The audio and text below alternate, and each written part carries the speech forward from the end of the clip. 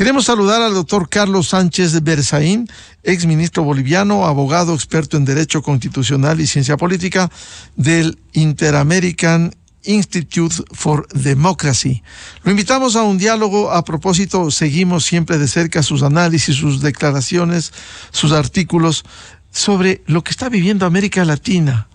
Este lunes cumplió un año el presidente Gustavo Petro en Colombia, pero también lo que ha escrito mucho Carlos Sánchez Berzaín, que narcoestados castrochavistas atacan a las democracias en las Américas. Bajo el mando de Cuba, dictaduras de Venezuela, Bolivia y Nicaragua, con el socialismo del siglo XXI, desestabilizan a las democracias. ¿Cómo ve este panorama en la región y cómo le ve al Ecuador, que estamos en vísperas de elecciones? Muy buen día, Carlos. Mucho gusto, Miguel. Un saludo a usted y a toda su importante audiencia. El panorama general de la región de las Américas no ha cambiado. El eje de confrontación es dictaduras contra democracia. Las dictaduras tienen de jefe a Cuba y están integradas por Venezuela, Nicaragua y Bolivia, que tienen en el apoyo internacional un grupo de gobiernos que se denominan paradictatoriales, o sea, al servicio de las dictaduras, y que son gobiernos en países democráticos, pero que sirven absolutamente a las dictaduras. El más antiguo, que se va este fin de año, es la Argentina con Fernández Kirchner. Está López Obrador desde México. Estuvo ahí Castillo del Perú, que ya cesó por el autogolpe que dio. Boric de Chile funciona de manera intermitente, señala mucho las violaciones de derechos humanos y las dictaduras de Nicaragua y de Venezuela, pero ignora las de Cuba y Bolivia. Y el último que ha llegado a alterar todo este proceso con gran impacto es Lula del Brasil, que ha puesto toda la política exterior del Brasil al servicio de las dictaduras, haciendo casi un evento por mes y tratando de llevar adelante una alianza extracontinental con las dictaduras de Rusia, China, Irán, para crear un eje que denomina antiimperialista. En ese escenario, ¿dónde está el Ecuador? El Ecuador está yendo a un proceso electoral de medio tiempo, resultado de lo que se llama popularmente la muerte cruzada, a la que llegó el presidente Lasso, básicamente por ser un presidente de minoría en el sistema presidencialista y por un mal gobierno. Van a tener ustedes una elección que da la oportunidad de elegir un presidente por el resto del periodo, pero que básicamente está marcada en la disputa del correísmo, que es el castrochavismo ecuatoriano, o sea, la representación de este grupo de dictaduras liderado por Cuba y que en el caso del Ecuador lo lidera Rafael Correa, versus opciones democráticas. Esta elección del 20 de agosto, yo creo que va a ser una primera vuelta en la que va a quedar el candidato correísta castrochavista con uno de los candidatos de la democracia. Y en la segunda vuelta es claro que se va a repetir el fenómeno de que el pueblo ecuatoriano apoya al candidato democrático. Y van a tener un presidente que puede ser cualquiera de los tres que está corriendo. La elección del 20 de agosto es, en mi criterio, simplemente la primera vuelta para ver cuál de los candidatos del espectro democrático es el que va a frenar esta intención del correísmo castrochavista de tratar de recuperar el poder para repetir en el Ecuador lo que han hecho en el Brasil, que no ha sido otra cosa que sacar a Lula de la cárcel. En este caso lo que harían con Correa es darle algún tipo de amnistía o de nulidad para extinguir la pena ejecutoriada que tiene de 8 años de cárcel por corrupción y después reintegrarlo a la vida política para devolverle la presidencia, cosa que sería terriblemente dramática y funesta para el futuro del Ecuador. Doctor Carlos Sánchez Berzaín, usted nos ha hecho un resumen de lo que sucede en América Latina, pero el presidente Lula se atrevió a decir en una cumbre que el caso de Venezuela es solo una narrativa. Por favor, ¿es solo una narrativa o hay una dictadura de Maduro? Bueno, ese tipo de nomenclatura que está usando Lula es parte de su actitud paradictatorial. Y quiero recordarle que dijo eso en una reunión de presidentes de UNASUR que él mismo convocó. Lo que está haciendo Lula es primero rescatar, reactivar, tratar de hacer nacer todos los organismos pseudo internacionales que creó Hugo Chávez para sostener las dictaduras. Lo ha hecho con el UNASUR en una reunión en Brasil, ha llevado la CELAC, que es simplemente un rótulo, a una reunión con la Unión Europea, le está tratando de hacer todo tipo de reuniones de este tipo, y lo de la narrativa es obviamente una barbaridad que ha sido repudiada por todo el mundo, porque muestra dos cosas: o un fanatismo extremo y servil de parte de Lula, o un estado mental insano. Yo creo que es mejor pensarlo primero, porque pese a los años, el Brasil que tiene Lula, el Brasil merece un presidente en condiciones mentales más o menos normales. Porque la realidad objetiva de Venezuela, con más de 7 millones de exiliados que afectan a todas las Américas, incluido el Brasil, que afectan a todo el mundo, con presos políticos, con tortura, con una denuncia en proceso en la Corte Penal Internacional por crímenes de lesa humanidad, y con 15 millones de dólares por la captura de Maduro, por ser el jefe del cartel de los soles, un cartel de narcotraficantes, de los cuales muchos ya están presos. Está preso ya el último en ser sometido a la justicia, fue el denominado Pollo Carvajal, que es un general hablando del crimen organizado, y eso nos lleva a su comentario inicial. Todo este proyecto transnacional liderado por Cuba, que se presenta como socialismo del siglo XXI y que se llama castrochavismo, no es un proceso político, es un proceso de crimen organizado transnacional, porque a diario cometen, desde el poder o desde la conspiración, crímenes que van desde la violación de los derechos humanos, el terrorismo de Estado, que es generar miedo por medio de delitos que se hacen desde el gobierno, para que la población con ese miedo asuma conductas que de otra forma no serían posibles. Hay corrupción, hay tortura, hay exilio y hay narcotráfico. Estos países, las dictaduras del socialismo del siglo XXI, son narcoestados. El narcoestado jefe es Cuba. La plataforma principal de sus narcoestados es Venezuela. Bolivia ha incrementado por doquier la producción de coca y de cocaína de la mano de Evo Morales y Arce Catacora, y han convertido un centro financiero y de tránsito de droga a Nicaragua. Entonces, a partir de eso, la amenaza es muy grave, y la visión es que hay que tratar a estos grupos dictatoriales, que además se han aliado abiertamente con Rusia, con China y con Irán, en la agresión que Rusia está realizando a Ucrania. Hay que tratarlos como lo que son: crimen organizado transnacional, y evitar esa confusión que quieren lograr de que son un proyecto político, que son un proyecto de izquierda. Doctor Sánchez Berzaín, el argumento de estos regímenes dictatoriales siempre repiten el discurso que la situación interna de pobreza, de miseria de Cuba, de Venezuela, de Nicaragua, obedece exclusivamente a las sanciones del imperio de Estados Unidos y a las medidas externas tomadas en su contra. ¿Eso es así? Obviamente que no, eso obedece a que ellos son productores de miseria, que tienen el proyecto político centralista, estatista, absolutamente corrupto, que limita la propiedad privada, la elimina, que limita la libre iniciativa, la elimina. Lo que hace es generar sirvientes, convierten a los ciudadanos en siervos, y al convertirlos en siervos pueden producir lo que hoy día practica Cuba, el sistema de esclavismo en el siglo XXI, con el cual ellos alquilan médicos, alquilan empleados, alquilan sanitarios a todo el mundo. Están trabajando hoy día en México, están trabajando en varios países del África, pero además alquilan inclusive Fuerza Armada, que es lo que están preparando para darle a Rusia en la invasión a Ucrania.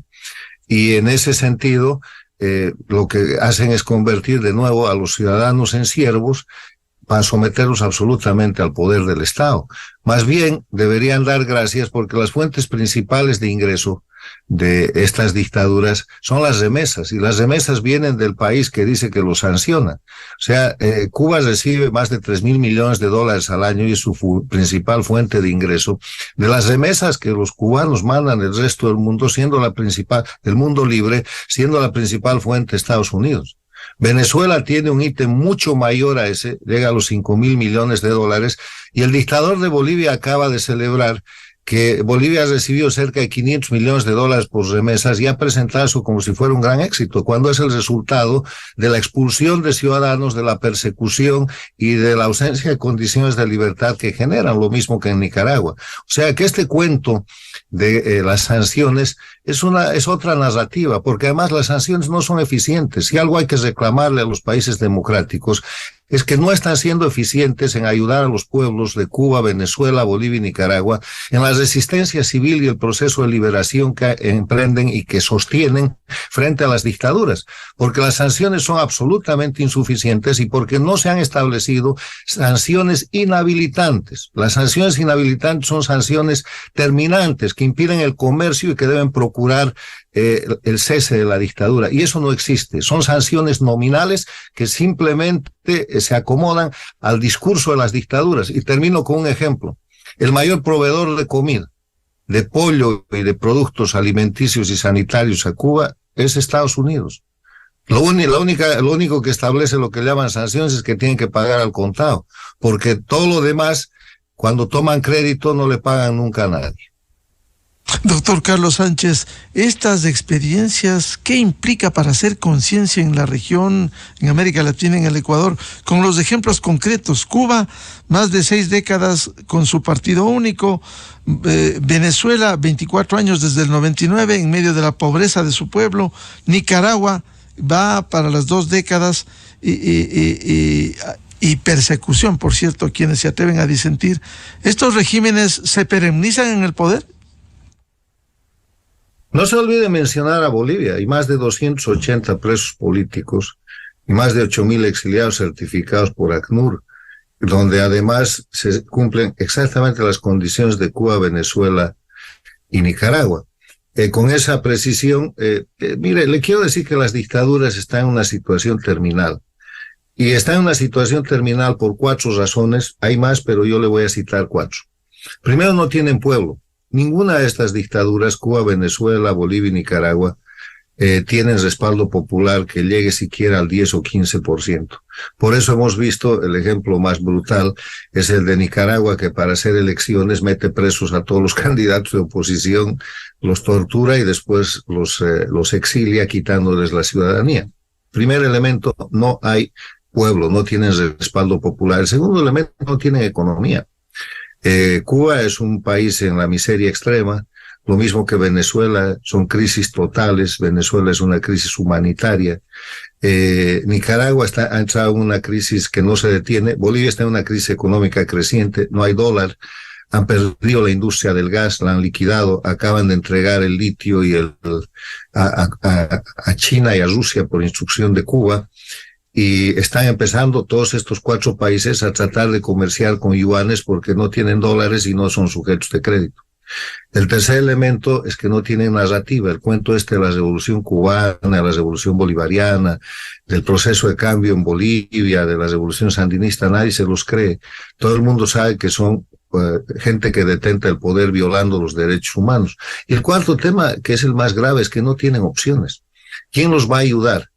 Sin pueblo, sin economía, sin narrativa, sin producir nada, porque no producen nada, son economías totalmente deficitarias y no tienen capacidad de desarrollo, porque como no hay libertad, no hay propiedad privada, no hay espacio para el emprendimiento y para el éxito, entonces la gente se va afuera. En esas condiciones no va a aparecer una Unión Soviética que mantenga a la dictadura cubana como la mantuvo de parásito desde el año 1960 prácticamente hasta 1991. Y luego apareció Chávez, que le entregó a Cuba toda Venezuela. Y en ese momento, en 1999, Venezuela era el país más rico de Latinoamérica. Y en vez de que Cuba aproveche esa condición para subir a una posición de riqueza, hoy día, de acuerdo al índice de la miseria, disputan entre Cuba y Venezuela el primer lugar de países miserables del mundo. O sea, han convertido a Venezuela en un país miserable en lugar de levantar a Cuba. ¿Quién los va a ayudar hoy día? China, Irán, Rusia, son países exaccionistas, les están quitando y les están sacando todo lo que pueden, pero no les van a dar elementos ni para producir ni para alimentar a los pueblos. De acuerdo al último informe de la Organización Mundial de Alimentos de las Naciones Unidas, hoy día en Cuba estadística del año 2022, la población está ingiriendo solamente el 50% de la proteína que necesita y menos del 40% del conjunto de alimentos y carbohidratos. Es una población infraalimentada porque no hay que comer. Y viven de las remesas y de los envíos que maneja la propia dictadura vendiendo alimento que se paga en dólares desde el exterior, de manera que come mejor la gente que tiene familia en el exterior y que le puede comprar el mercado que maneja la propia dictadura. A eso hemos llegado. Entonces, lo que los países y los pueblos de América Latina tienen que ver es mirar esta situación. Y los gobiernos de los países democráticos tienen que cuidar que este sistema dictatorial transnacional no los ataque. El Ecuador está bajo ese ataque. Gran parte del resultado que se ha producido en el Ecuador ha sido el sostenido ataque castrochavista de manos del correísmo para terminar con el gobierno de Lasso, ayudado por el mal gobierno de Lasso, porque se pudieron hacer muchísimas cosas mejor, para destrozar la democracia y volver a controlar el Ecuador. Pasa lo mismo. Ha pasado lo mismo en el Perú lo ha contenido, ha salido ese presidente, pero está pasando exactamente lo mismo en Centroamérica, en Guatemala, en Honduras, donde a través de manipulaciones de procesos electorales y de conspiraciones transnacionales para las que tienen muchísimos recursos y dinero, tratan de desestabilizar la democracia. O sea, se trata de que los pueblos miren la miseria de estos países que se dicen socialistas y los gobiernos miren la amenaza que viene por la vía de las embajadas, de los establecimientos diplomáticos que tienen inmunidades y privilegios, como ya pasó en Ecuador el año 2019. Recuerde usted que cuando le dieron el golpe de Estado al presidente Lenín Moreno y él expulsó a la gente de la embajada cubana, todo se atenuó y pudo controlar la situación. Doctor Carlos Sánchez Berzaín, usted dice, sin sustento del pueblo, estas dictaduras, ¿cómo se sostienen? ¿Con la fuerza, con las Fuerzas Armadas? ¿Cómo entender que se sostienen por décadas? Se sostienen con un concepto que se llama terrorismo de Estado. Desde el gobierno, desde la dictadura, cometen todo tipo de abusos y crímenes, de manera que con eso siembran miedo en la población, y la población con ese miedo asume conductas que de otra forma no serían posibles. Le voy a dar ejemplos. El pueblo cubano, el 11 de julio del 2021, sale a las calles masiva y espontáneamente para pedir patria, libertad y comida.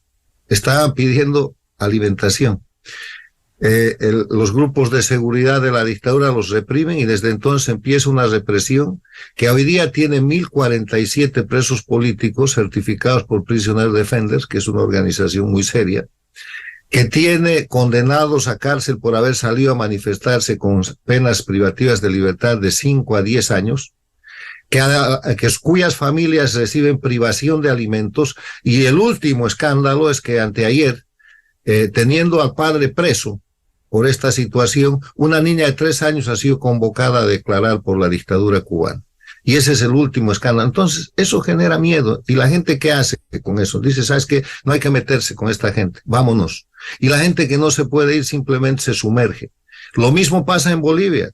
Más de 280 presos políticos en el otro extremo, torturados. Le voy a dar nombres de presos en Bolivia. La expresidenta Yanine Áñez, que fue la que permitió que la dictadura permanezca y que retorne el dictador, está en la cárcel hace más de un año, con condena a 10 años de cárcel y 3 juicios más, porque el Poder Judicial es el instrumento de persecución política, modelo cubano, venezolano, nicaragüense, igualito. El otro tema es que hay otro preso, que es el gobernador en ejercicio, el gobernador que está en plenas funciones de Santa Cruz, preso político desde hace... el señor Camacho. Señor Camacho, y así 280 más. O sea, eso genera miedo. Por eso hay alcaldes que han pasado de la fila de la oposición a la fila de ser opositores funcionales. Se entregan al gobierno y empiezan a trabajar con ellos, porque si no tienen que ir presos. Por eso hay en Bolivia y en Venezuela y en Nicaragua una muy fuerte oposición funcional que justifica los crímenes. Se llama terrorismo de Estado, básicamente miedo. Lo que hizo el nazismo en Alemania, lo que hizo el fascismo en Italia, lo que hizo el estalinismo en la Unión Soviética, lo que hace Cuba desde hace 64 años en la isla, y que se ha expandido a todas las Américas, en Venezuela, Bolivia y Nicaragua. Terrorismo de Estado, crimen para matar, para torturar, para encarcelar, para exiliar a la gente que no se mantiene callada o que osa levantarse contra el régimen. Pero eso también se ha quebrado desde que el 11 de julio del 2021 el pueblo cubano salió a las calles. No han cesado las protestas. Y por más que hay terrorismo de Estado, las protestas son cada vez mayores porque las necesidades son mayores. Hay hambre. Y eso va a terminar un rato u otro con lo que los cubanos llaman la carga del machete, como terminan las dictaduras, como terminó Gaddafi en su momento. Para concluir, doctor Carlos Sánchez Berzaín, ¿qué le dice al Ecuador en vísperas de estas elecciones del 20 de agosto? Yo creo que el Ecuador tiene esperanza, porque hay una cantidad importante de candidatos en el grupo democrático. Lo único que tiene que hacer el Ecuador es evitar un fraude, porque no se lograría de otra manera, que dé un triunfo en la primera vuelta a la candidata del correísmo o del castrochavismo, porque esa no es una representación política ni es una representación nacional. El correísmo en el Ecuador lamentablemente representa el castrochavismo, las señales que vienen desde Cuba para controlar las Américas, y representa el propósito de aplicar una metodología que rescate a un reo condenado por corrupción, que es Rafael Correa, 8 años de cárcel, y lo reincorpore a la vida política para que se instale la dictadura por la que ustedes ya han pasado, donde habían presos políticos, donde había tortura, donde habían sabatinas, donde habían amenazas, donde habían confiscación de bienes y donde tenían ustedes todas las características de una dictadura. Entonces, ese es el hecho que van a definir los ecuatorianos, y yo creo que, por lo que se ve, el pueblo ecuatoriano tiene una mayoría aplastante para rechazar esa situación, y lo único que la debilita es que hay demasiados candidatos en el otro lado. Para eso está la segunda vuelta, y tengo la esperanza de que el Ecuador va a mantener su democracia y va a poder elegir un presidente que tenga la fortaleza de hacer las cosas que no ha hecho el presidente Lasso. Por ejemplo, hacer cumplir la ley, capturar a Correa. Si hay una sentencia de 8 años, nada explica que en el tiempo del gobierno del presidente Lasso no se hayan ejecutado esas órdenes. En todo caso, esto está en manos del pueblo ecuatoriano. Bien, muchas gracias al doctor Carlos Sánchez Berzaín, exministro boliviano, abogado, experto en Derecho Constitucional y Ciencia Política y del Inter-American Institute for Democracy. Carlos, muy amable. Encantado, Miguel. Un gran saludo y suerte al pueblo ecuatoriano.